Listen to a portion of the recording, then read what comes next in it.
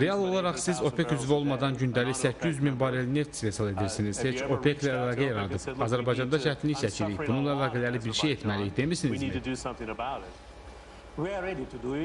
Biz bunu etməyə hazırıq. Əslində bu mövzu bir sıra OPEC üzvü olan ölkələrlə müzakirələrimizin bir hissəsi olub. Biz böyük istehsalçı deyilik, ancaq düşünürəm ki, OPEC üzvləri və OPEC üzvü olmayan böyük istehsalçılar arasında istehsalın azaldılması istiqamətində daha yaxşı koordinasiya olsa, bəlkə də bir nəticə əldə edərik. Çünki təəssüflər olsun ki, hər OPEC üzvlərinin görüşündən sonra neftin qiyməti aşağı düşür. Bu səbəbdən də yeni mümkün görüşdən ehtiyatlanırıq. Bəlkə də bu görüşü keçirməmək daha yaxşıdır. Son zamanlar OPEC-ə çox etibar edirsiniz. Bu real vəziyyətdir. Düşünürəm ki, OPEC üzvü olmayan böyük istehsalçılar və OPEC üzvləri arasında istehsalın azaldılması barəsində razılıq olsa, əlaqələndirmə olsa, qarşılıqlı etibar artar. OPEC tək başına bu qərarı verə bilmədi. Bu qərar olmadıqda isə indiki vəziyyət alınır və neftin qiymətinin ən aşağı enməsini gözləyirik. Hər gün ən aşağı hədd olduğunu düşünürük və daha sonra yeni neft qiymətini görürük. Sözün açığı, ölkənin büdcəsini tarazlamaq, investisiya üçün maliyyəyə malik olmaq kimi ehtiyaclardan başqa, bu biraz da psixoloji cəhətdən də yorucudur. Bu təkcə neft və qaz sektorunda deyil. Şirkətlər və ölkələr arasındakı fərq də budur. Biz sosial infrastruktur, sənaye infrastrukturuna investisiya qoymalıyıq və eyni zamanda da istehsal gücünü sabit saxlamaq üçün də neft və qaz sənayesinə investisiya qoymalıyıq. İndiki vəziyyət əlbəttə ürəkaçan deyil, ancaq eyni zamanda bu Azərbaycanda islahatlar üçün əlverişli məqamdır.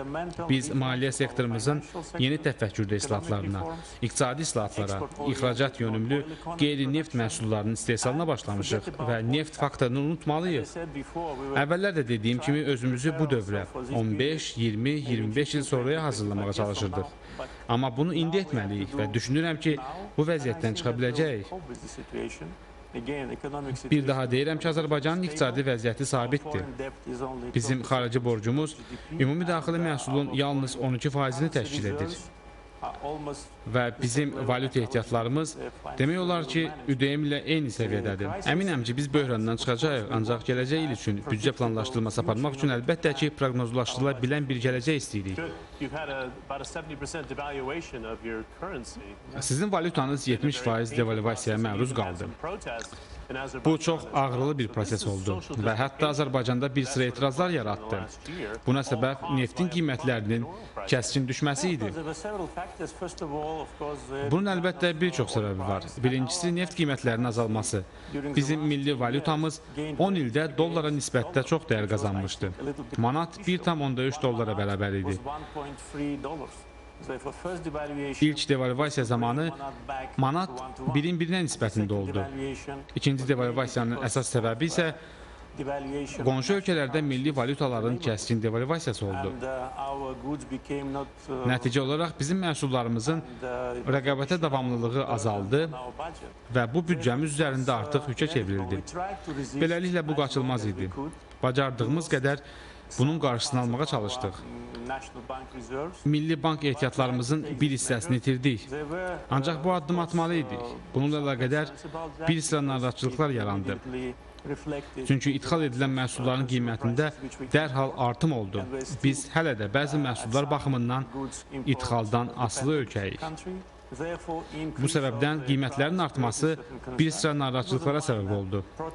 Bu kiçik bir etiraz idi və bunun səbəbi də insanların hazır olmadığı bir stres vəziyyəti yaşaması idi. Amma artıq bu bitdi və zənn edirəm ki, Azərbaycandakı inkişaf davamlı olacaq. Azərbaycan dünyanın ən sürətli inkişaf edən iqtisadiyyatına sahib idi. Son 10 ildə iqtisadiyyatımız 300% artmışdı və zənnimcə bu bizim üçün bir qədər yüksək göstərici idi. və indi də bu tempin azalması vaxtıdır. Valyuta ehtiyatları ilə biz bu vəziyyətdən çıxacağıq. Cənab Prezident, son sözlərinizi eşitmək istərdik. Neftin 28 dollar qiymətində necə bir planlaşdırma aparacaqsınız? Qiymətin ən aşağıya çox yaxın olduğunu düşünürsünüzmü? Növbəti rübdə vəziyyəti dəyişə biləcəkmi? Bəli, mən belə düşünürəm. Zənnimcə daha 2-3 dollar enmə ola bilər və daha sonra ilin ikinci yarısında bazar böyüməyə başlayacaq. Çünki biz hamımız da bilirik ki, bu dövrü sistemdir. Böyük neft inkişaf layihəsini 1994-cü ildə işə salan zaman neftin qiyməti ümumiyyətlə 12 dollar idi. Və bu da normal qarşılanırdı. O vaxt inkişaf planlaşdırılması aparılan zaman xatırlayıram, optimist ssenariyə görə neftin qiyməti 23 dollar götürülmüşdü. İndi də 22 il əvvəlki optimist ssenariyə çox yaxınıq. Ümid edirəm ki, bazar sabitləşəcək, çünki neft sektoru investisiyalar tələb edir. Ötən il neft sektoruna ən az investisiya qoyuluşunun şahidi olduq. Bu olmasa qiymət sözsüz yüksələcək. Heç bir proqnoz vermək istəmirəm, ancaq şirkətlər, investorlar, hökumətlər üçün bir barelin 60-70 dolların əla qiymət olacağını düşünürəm və bunu gec-tez görməyə ümid edirəm.